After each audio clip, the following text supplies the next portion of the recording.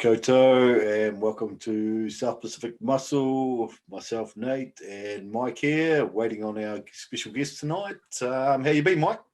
Yeah, pretty good. Hey, mate, it's school holidays. I'm living the dream. Yeah, sounding pretty chipper, bro. Sounding pretty chipper. Oh, yeah. Well, I cardio every morning, and then I got to having a nap most days too. You know, it's like the life of a pro bodybuilder. It's pretty good. I miss my nana naps, bro. I fucking love that shit. I decided this 2 weeks I was going to do a pretend prep, you know, just to sort of remind myself what it's like. So when I start in July, it's not such a shock.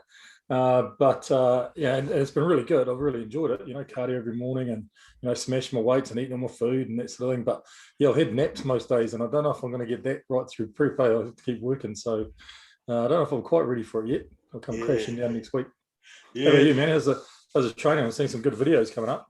Yeah, man. Today I actually did something a little bit different because I'm starting a new program next week. And so I went into the gym tonight and just decided to go and do a pump workout. And it was really good. Really enjoyed it. Kind of, took a lot of pressure off having to chase numbers. And I just went in and did 3 sets of an exercise and then moved to 3 sets of another exercise and got a phenomenal pump and just really enjoyed it. It was nice. It was a good change. Do you kind of like I'll often go in there and on the way there I go, oh man, I really feel like doing such and such exercise, and I'll start doing it and I'll go, man, you know what, I think it'll feel good to do this next.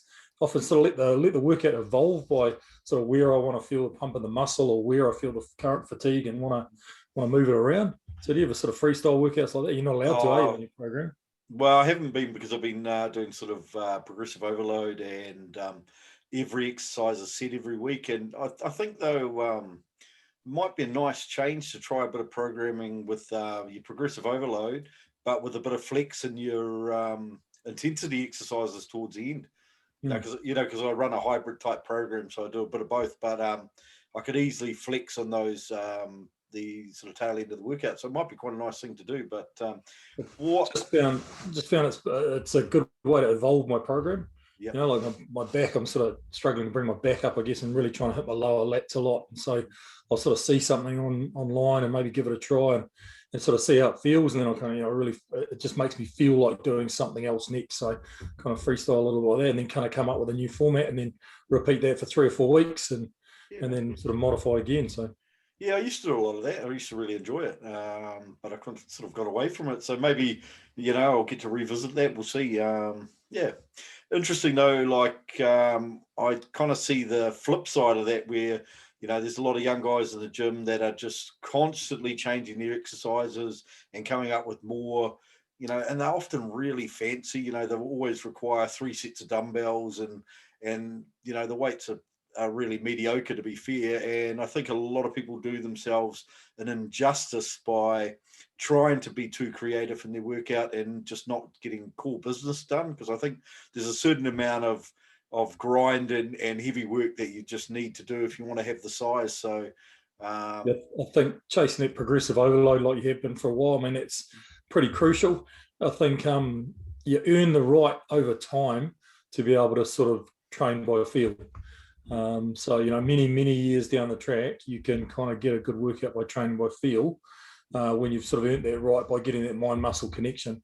But I still think, you can't do that every workout. You can't just go, oh, what do I feel like doing today? Yeah, and I think, regardless if you're doing a progressive overload program or, a high volume program, there still has to be some core basic stuff in there. And I think you're always chasing numbers, eh? I mean, even if you're not doing progressive overload, you still... Yeah, you remember, if you're repeating what you did last week, you remember what you got last week and you want to get more.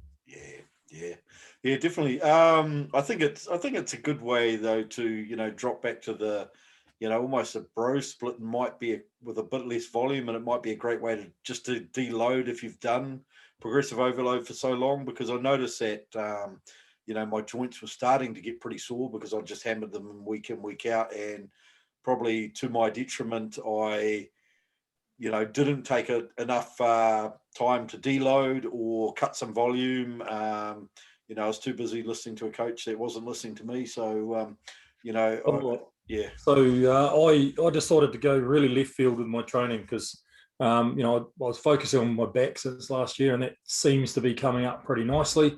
And I went, you know, as most bodybuilders do, something starts coming up, and then you realise what the next thing on the list.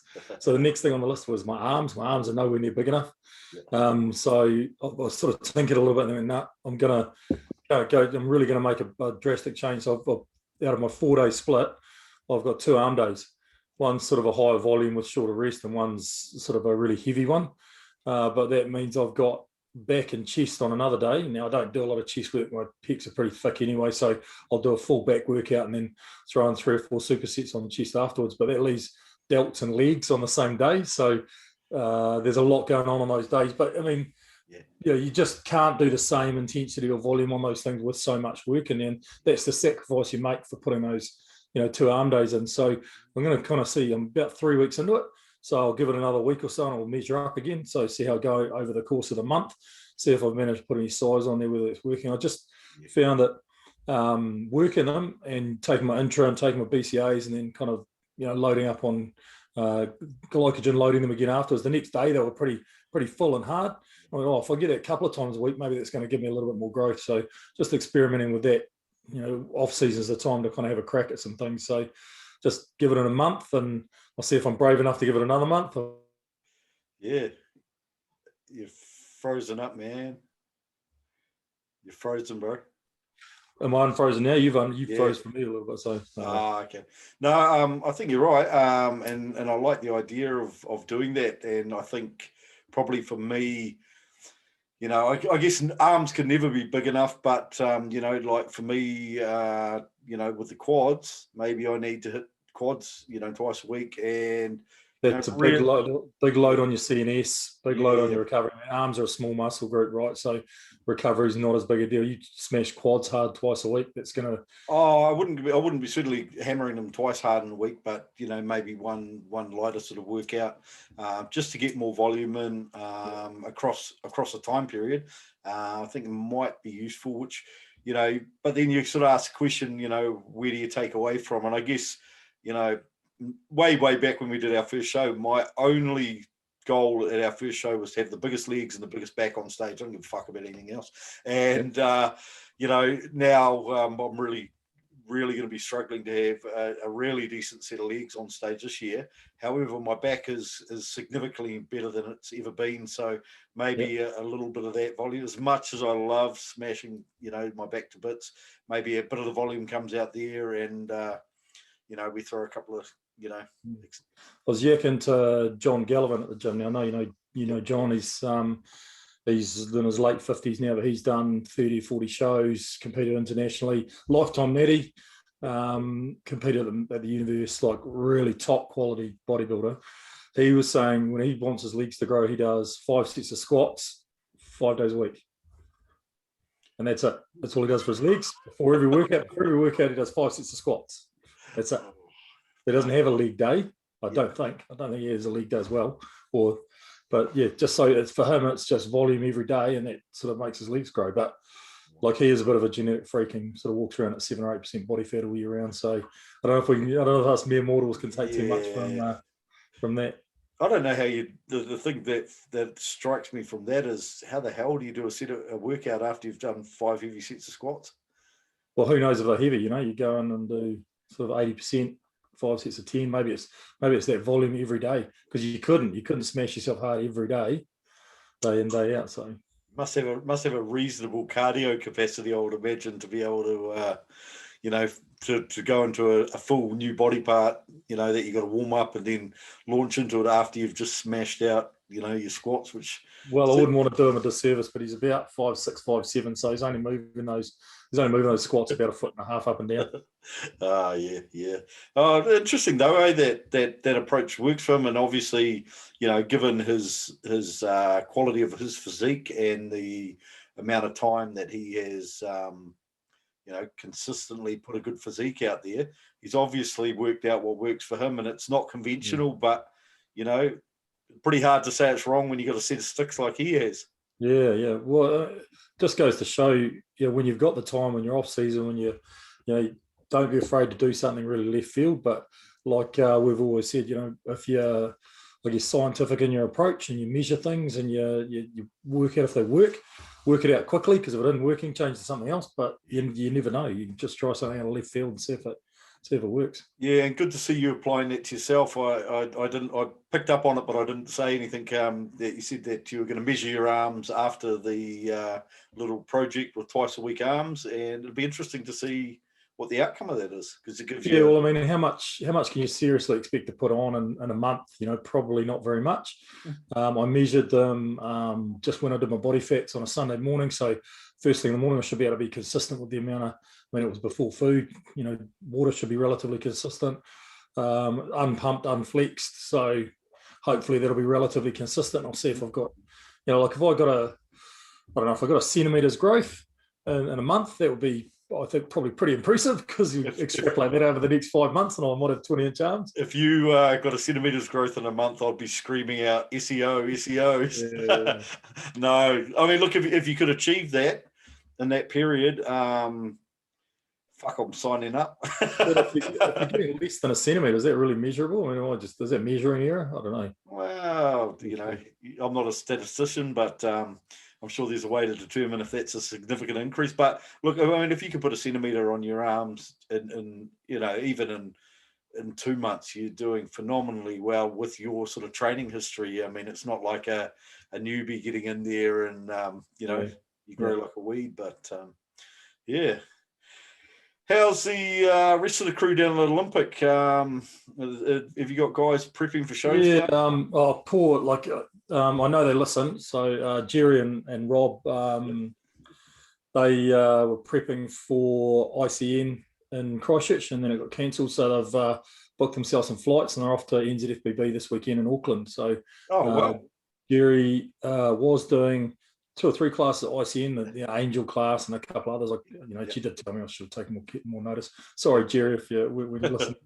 But she's now doing bikini. She hasn't done bikini before, so she's working on the posing and that sort of thing. So she just wants to get out there and do it. She had the show cancelled for, I don't know if it was the Pro-Am or another one, but last year during COVID.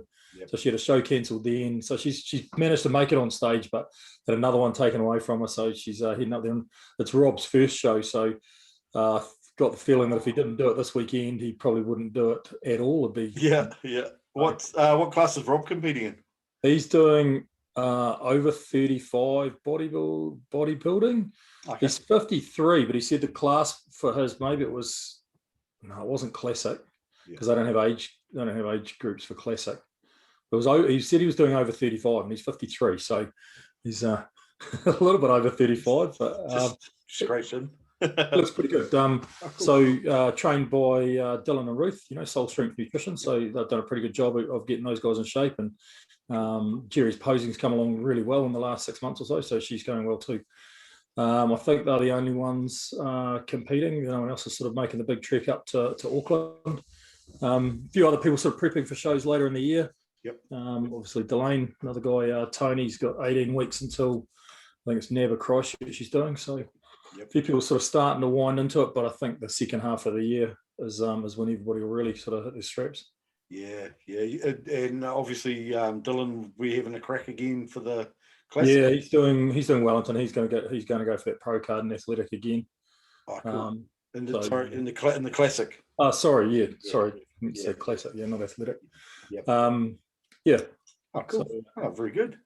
And Sheena Jane, have you spotted her training lately? No, she tends to train a little bit later in the morning. She's sort of at 9, 10 o'clock-ish. She's in there. So I haven't seen her much, but, say good day when I see her. I see lots of her posts, and I recognise the equipment, recognise the gym, obviously. So I guess she goes in. Does some quite good posts, and gives some good exercise selection for people to sort of follow. So I always sort of appreciate people that put a little bit of that up there so people can see what other people are doing and get some ideas and inspiration. So especially from someone with her caliber and her quality, she's someone you should listen to. She's been there and done that, knows her stuff. Delane's been copying a few of her glute ones. I mean, Delane's doing figure, but has historically had really flat glutes, so she's been hammering her glutes for a while. And it's strangely one side's coming up more than the other. I'm not quite sure what that is, but told her to do some isometric stuff. We'll see. So yeah. She was. We were talking about the arm work the other day, and so maybe this is why my arms aren't big enough. I gave her some of the same stuff I was doing. I start one of my workouts with 10 sets of 10 on the easy bar curls, and I do it on the minute. So I get set takes about 25 seconds or so, so I get about 35 seconds rest. By the sort of 8th or 9th set, it's taking 35 seconds, so I'm getting about 25-second rest. So I don't use very much weight, but the fatigue kind of really kicks in, and by the end, it's pretty tough. And then Delaine's using, I don't think she's quite using the same weight as me, but almost the same weight as me. And when we do the same thing on tricep extensions, she goes, "Oh, I was doing it on the full stack." I said, "Yeah, that's kind of what I do." So I'll have to check out her form. Perhaps it's that, but it could just be that she is very, very strong, likes outlifting the boys, but I'd like to think I can still outlift her. Yeah, man. Otherwise, I think you might lose your man of the house card there, bro. I don't know if I ever had the man. Oh, gold. Yeah, hey, talking about full stacks, I got my new toys. So Phil Emmett, so great powerlifter. He was a guy that actually first trained me when I first joined the gym at 15. He was an international, competed in the junior and open men's IPF powerlifting and a couple of New Zealand records. Real good deadlifter, actually. He did 321 at 90 kilos or under 90 kilos, and I think 315 as an under 82, something like that. So phenomenal lifter. But anyway, he's an even better engineer. So he whipped me up some extensions. So now I can put Olympic plates on the machines and add, usually most machines probably an extra 2.5 plates. And also got a pin today for the stack. So I managed to throw an extra 10 kilos onto the stack today and do that, which was quite nice. It's quite nice to, not be limited by the amount of weight that the machines have or they can hold. So great little invention. Yeah, I remember back in the day we'd be able to sort of max out most of the machines in the gym. It's not really my reality these days, but good for you, man. Good for you.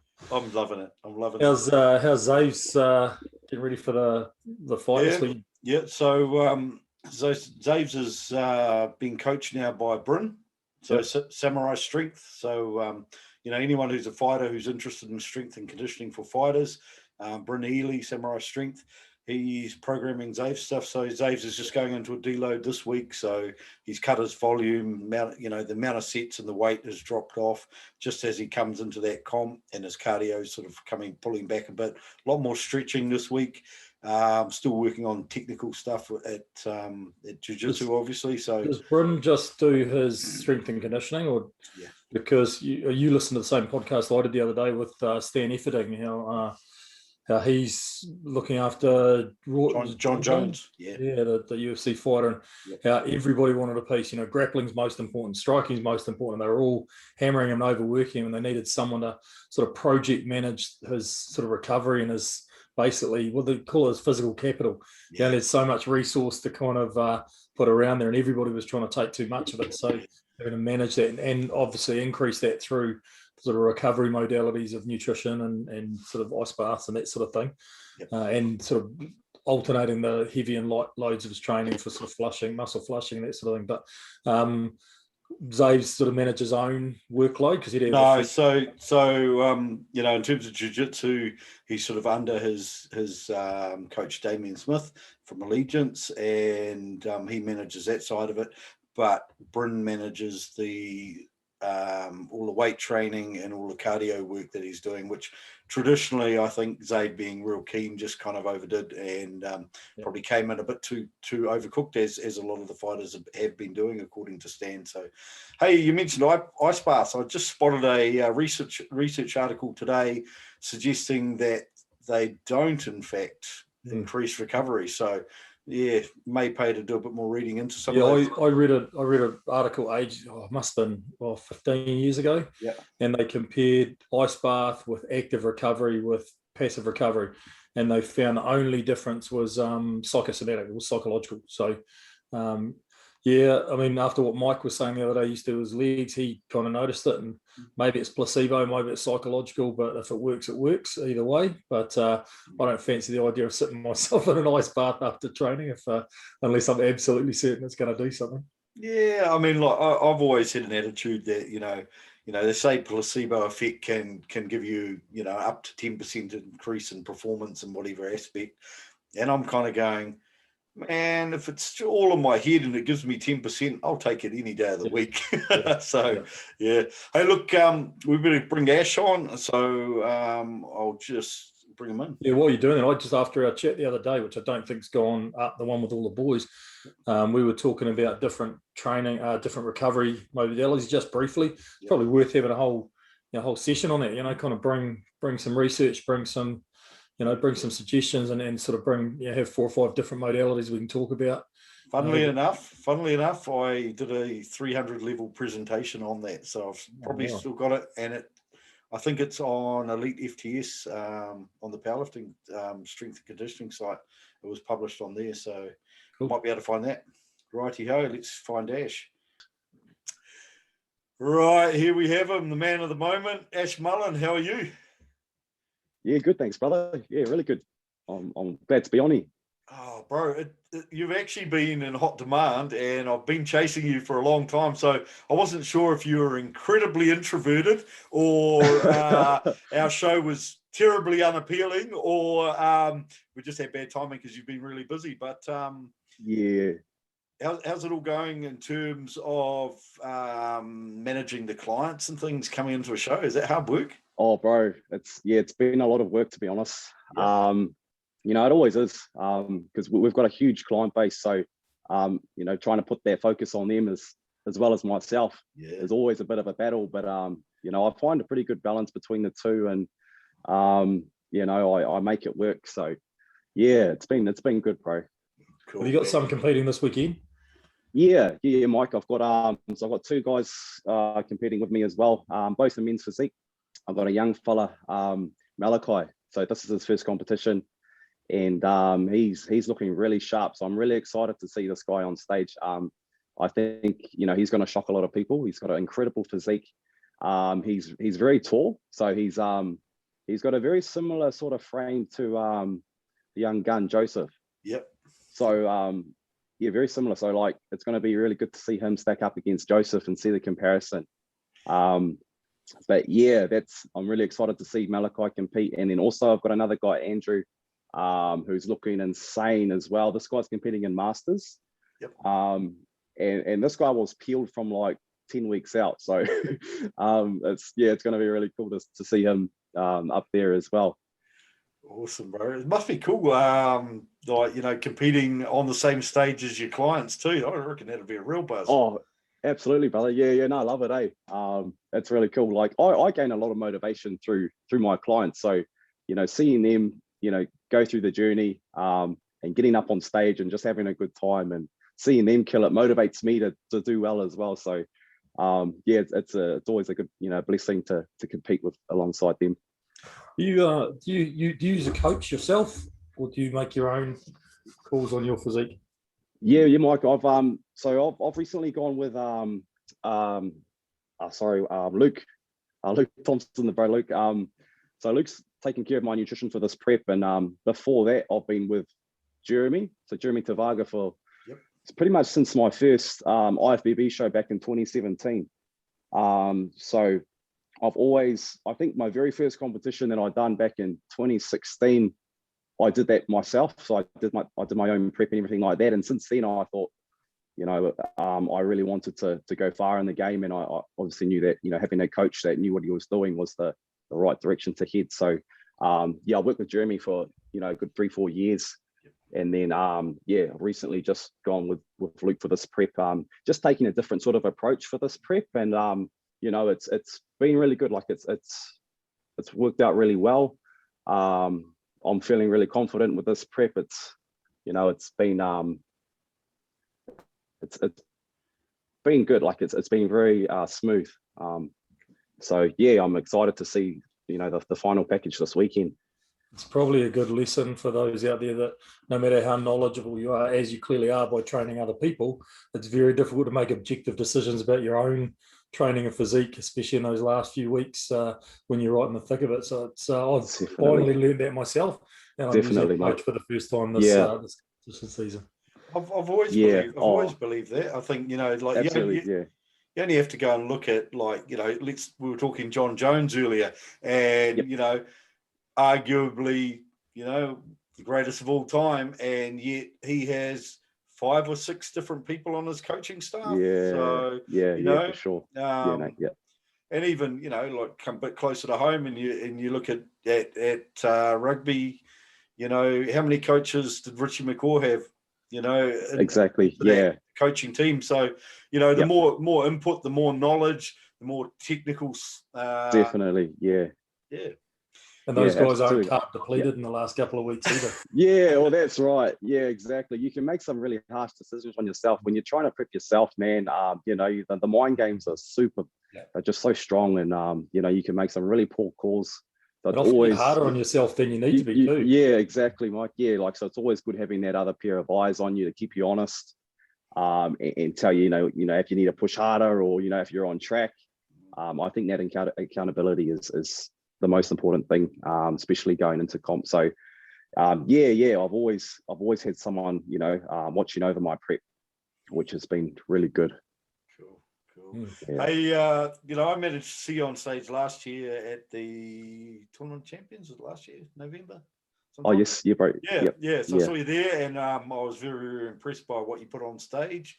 What do you envisage much different in terms of size or condition this time around? What's your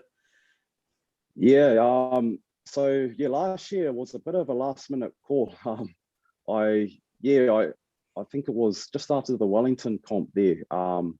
Because I was watching my clients compete, at these shows, and I just got the worst case of FOMO, and because I had obviously hadn't competed in that year, and I've competed every single year since I started. So I was going to take the whole year off last year to just focus on growth, but it got to the point, I had to, do a prep, and I pulled in a 6-week prep, I think it was, for that Palmy comp. Yep. And it was an aggressive prep, like I had to really, really push it.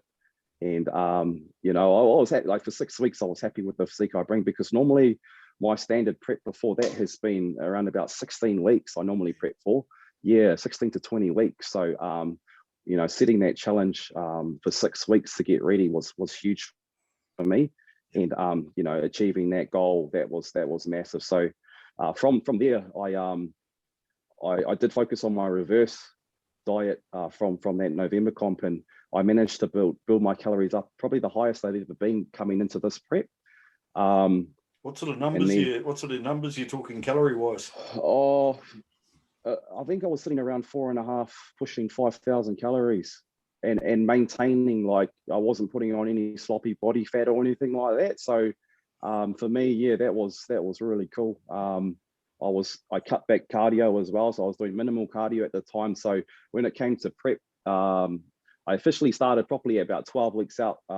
Luke sent me through the first phase. Yep.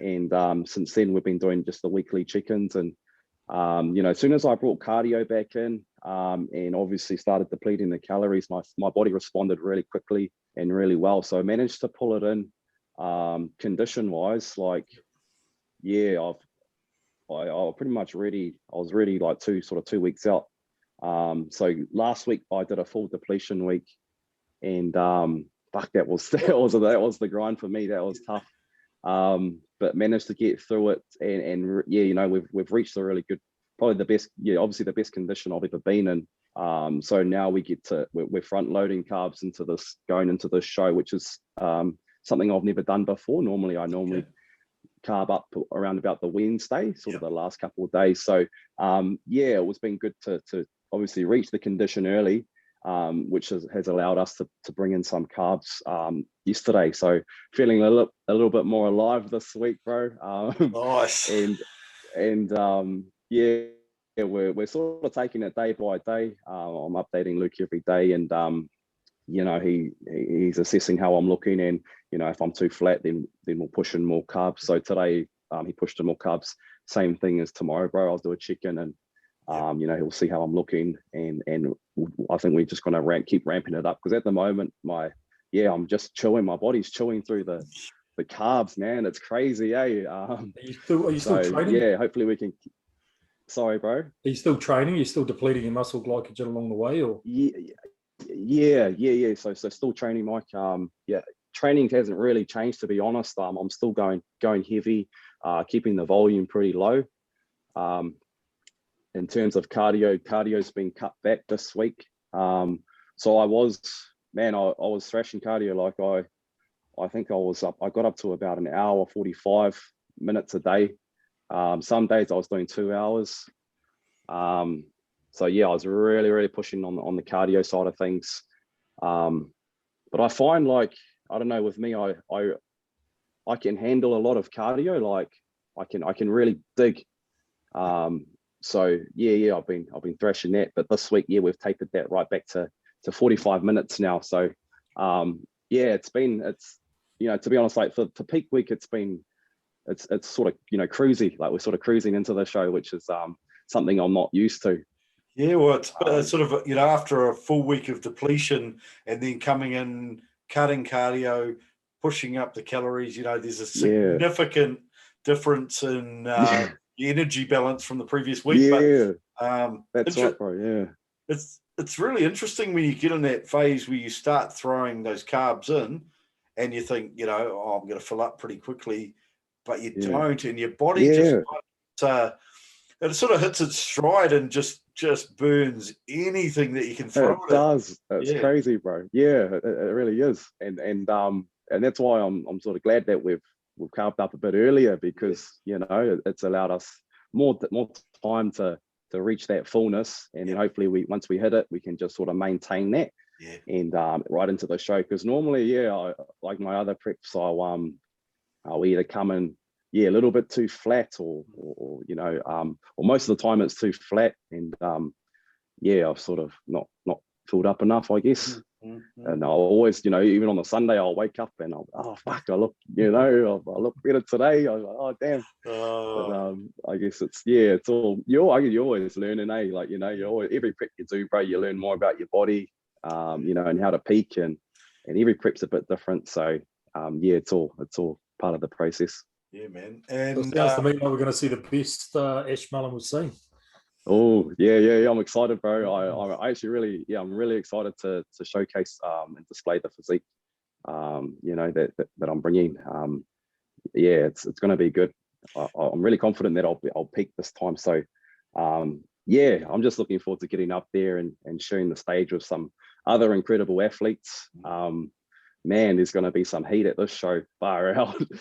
Look, really exciting. Everyone's talking about Ash versus Joey, and it seems to me, I've had people message me this week and say, "Who do you reckon's got it?" And my answer is Ash or Joey. I'm sitting on the fence, but because I really like both of your physiques, and I think you both got. You're both outstanding in your own particular way, and I think whoever can nail that condition on the day.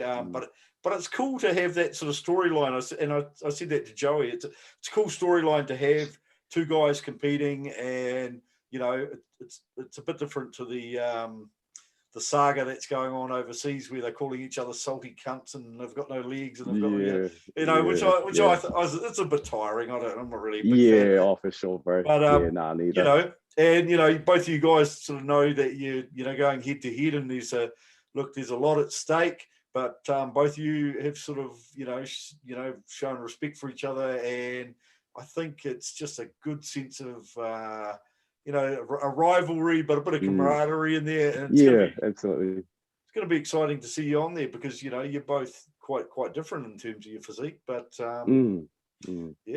anyone else out there that we don't know about in the men's physique that we should be looking at? There's a few dark horses, man. Like one of them's like one of my bros. He actually hasn't competed in a few years. Sip, have you heard of Cyprian? I think his last competition was in 2018 at the Pro-Am. Yeah, so he's been pretty quiet on social media, but he was aiming for the show. So That guy, you know, that guy's going to bring some heat, man. He's got an incredible physique. He's got really mature muscle. Always brings condition. And he's quite a big guy, because I remember training in Wolves with him back in probably 215, maybe 214. Yeah. And you know, he had a lot of size on him back then, a long time ago. He is, really big, really big guy. So because he'll be in my height category, so it'll be good to line up with SIP. And so obviously see how we go with him. And there's a few others as well. I know Kurt Dell's got a few sharp clients coming in, bro. One of them, Luigi. I really like his physique. I've been following him on Instagram, and yeah, he's looking amazing. Should we go should we do a bit of a stalk of some of these people, eh? Yeah, Let's go for it. Good idea. Yeah. Before we go searching off in other places, we'll have a quick look at yours. So Ash Mullen _fitness, guys. If you're not one of the 20,000 people following Ash, you should be. Get on there, have a look. Have a quick squiz through here. How far out was this one, bro? That was this week, bro. That was on Sunday, I think. That was Sunday night. Yeah. So that was me fully depleted before I started my carb load yesterday. You're still pretty. So I'm actually at the lightest. You're looking pretty full, for, you know. Doing something. I right. think you still look full, bro. Right. Yeah. I mean, but that's me flat as a pancake, man. I'm at the lightest weight I've ever been. So I'm right. I got right down to 80. Shit, I think it was 87.3 or something like that. I've never been that light in years. So it was a really good point for me to push down to and reach that condition. You hit some pretty dark places on the way down there, bro. Oh fuck yeah, bro. Yeah, so it's never easy, eh? But you know, you've got to keep focused on the goal, I guess, and you know, keep pushing, eh? Fuck, it's you know, that's where champions are made, man. It's in that dark, you know, the dark times. So yeah, it's been good. You've got to give respect to anyone that can get really peeled, you know, whether they beat you, whether they, you know, you beat them or whatever, you know that they've done the hard yards, you know, they've had some pretty dark spaces. Absolutely. So, you know. That's right, bro. You know, that's exactly it. Yeah. It's one of your clients here in the ICN too, eh? I missed you the day. Joshy. Yeah, bro. That was his first comp. Yeah, he was wrecked, bro. Oh, yeah. I saw him backstage. Full on. Yeah, I saw you guys between. Yeah. Sorry about that, bro. Yeah. I saw you. It was a full on day. I saw your ride, man. That looks really sharp, bro. I really like it, and I like the subtle graphics on it. They look really cool, man. Oh, thanks, bro. Yeah. Thank you. The old truck. Yeah. No, they did a really good job with that. Yeah. So this one here was last year, eh? Bro. That was last year at Tournament of Champs. Yeah, that was the last show I done. Oh no, sorry, I competed the week after that as well. So but that was last year. What differences are we going to see compared to this photo? Oh, way tighter, like way super, like just way tighter through the midsection, bro. Like I wasn't at condition for that show, to be honest, just because my prep was so short. So I wasn't, and then just a lot fuller. Like I look at that photo and, you know, some people might think it looks pretty decent, but to me, I can see so many flaws in it. I can see a film of water. I can see way too flat. So that's what, you know, the goal, that's why for this prep was to reach condition early and then start to fill out and harden up so we can bring a fuller, harder, more conditioned physique. Yeah. I mean, as you say, man, to most people, you know, that would be almost a pipe dream to achieve a physique like that. But once you've achieved a physique like that, you're always looking, you know, what's next? Where can I improve? And it's kind of cool. Yeah, happy but not satisfied. That's right. Yeah, exactly. Happy but not satisfied. I like that. Cyprian, isn't it? What's that one, bro? Sipfit. That's a minute. Oh. Yeah. Never satisfied, eh? Yeah, Sippy. That's it. This guy's a beast, man. I hit Cypress Hill by mistake.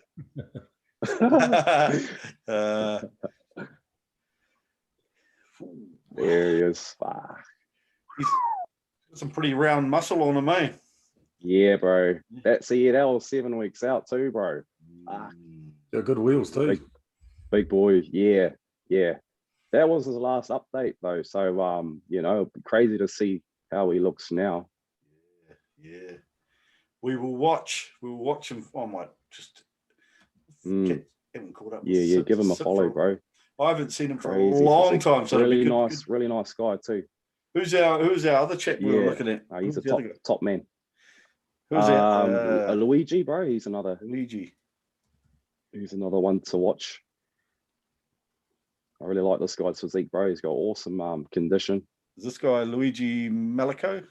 Yeah, yep, that's him, bro. So I apologize, Luigi, bro, for saying your name wrong. Here we go. So he's a private one. It's all right. So he's got some. Okay. He's got a bit of form there. Yeah.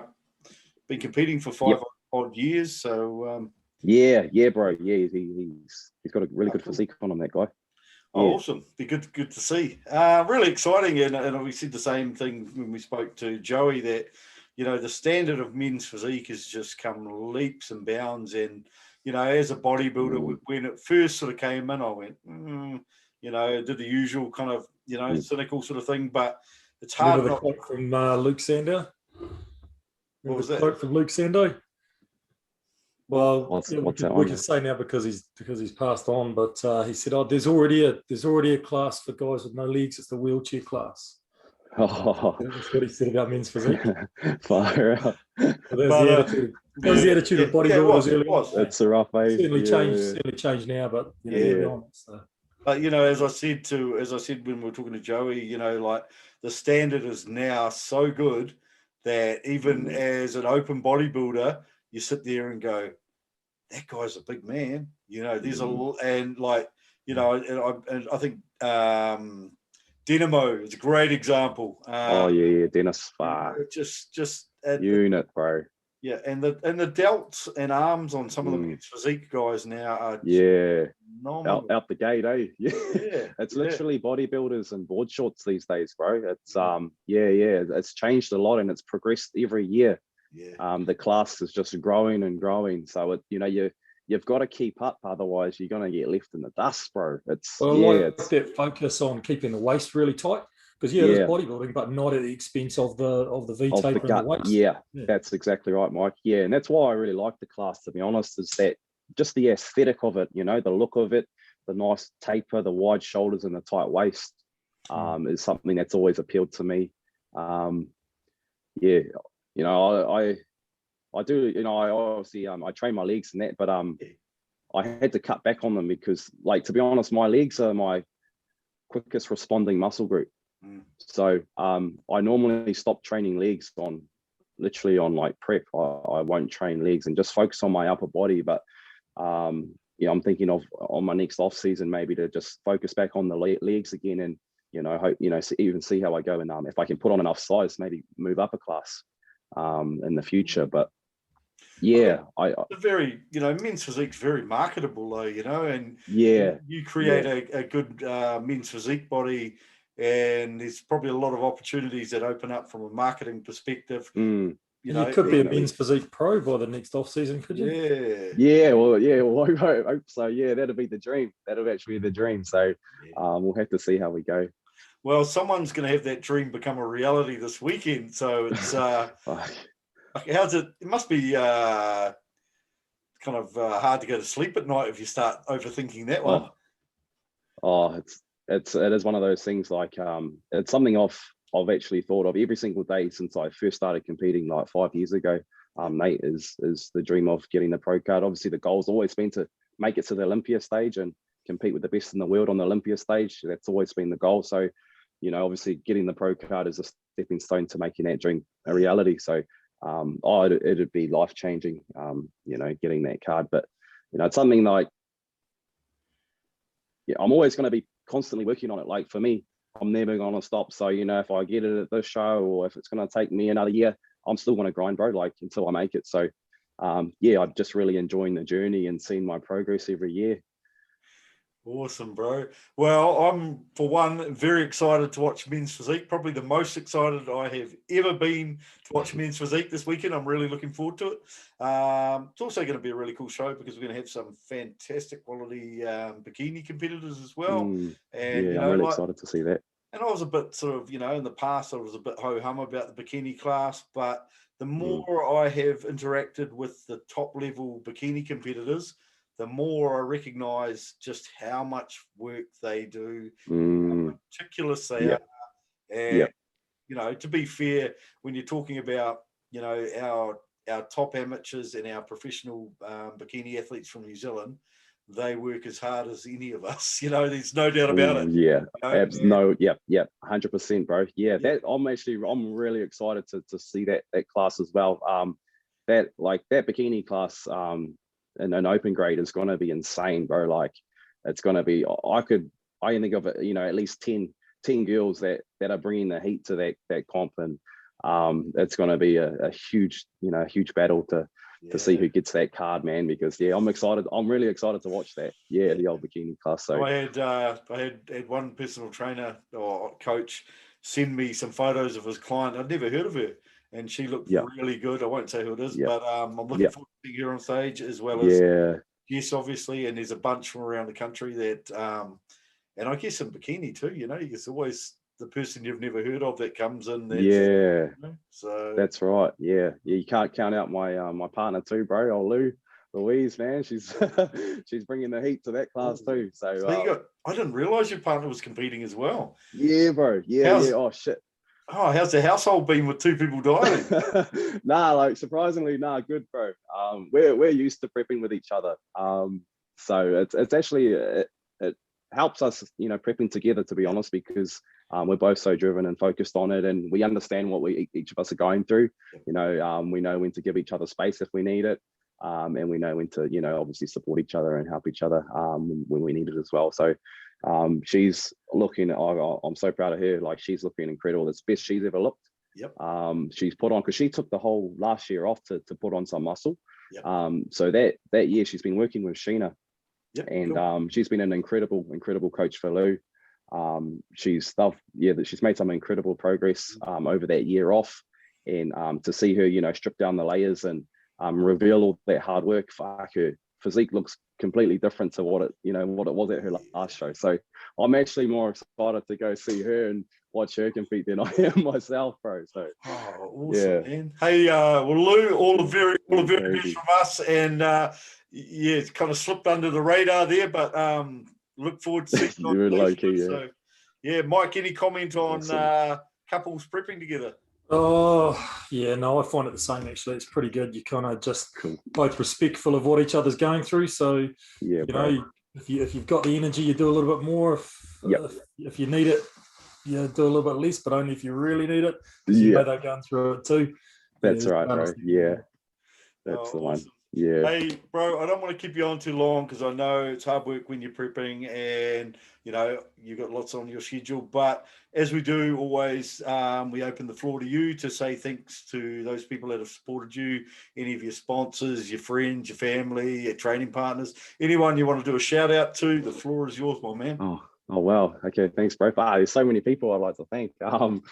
Okay, so firstly, I've got to give thanks to Luke, my coach, who's helped me with this prep. It's he's brought me in the best I ever have. So I'm truly grateful to be working with him. I've followed his plan, his diet to a T, and the results have spoken for itself. So I'm really excited to just polish up this week and bring my best physique to date. So thankful to him.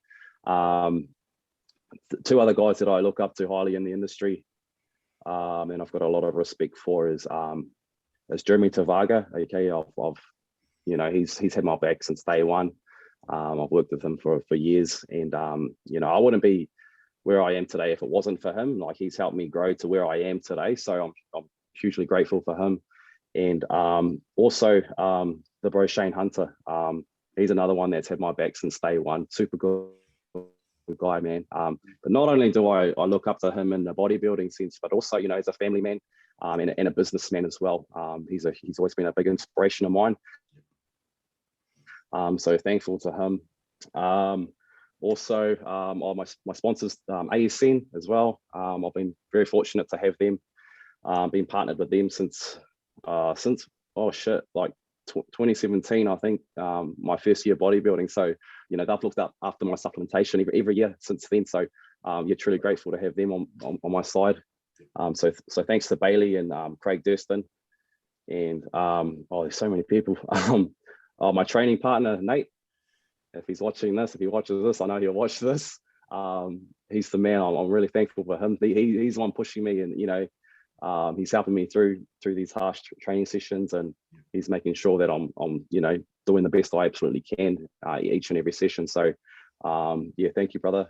And yeah, obviously my friends and my family, that, you know, I've had some incredible support over the years, and all our Team AMF clients, you know, all those guys are all part of it. You know, I've been truly blessed with the support and along my journey. And then obviously my last would be my partner Louise. You know, she's the reason why I'm here, bro. Yeah, I wouldn't be here without her. So yeah, truly thankful for her. Awesome, man. That's really, really cool. Look, we look forward to seeing you on stage. I'll catch up with you when you're up there, and no doubt you'll be bouncing around by that stage, hopefully, if you're not too dehydrated. But also to everyone else that's competing this weekend, have a great couple of days rolling into the show. And all you guys and girls that are up in Auckland, make sure you get along to the show. Get yourself tickets, $40. It's going to be a fantastic show. Got to support local bodybuilding and the people that support it. So do your thing. Everyone have a great week out there. Stay safe. Have a really productive week training, and we will catch up with you shortly. Wicked.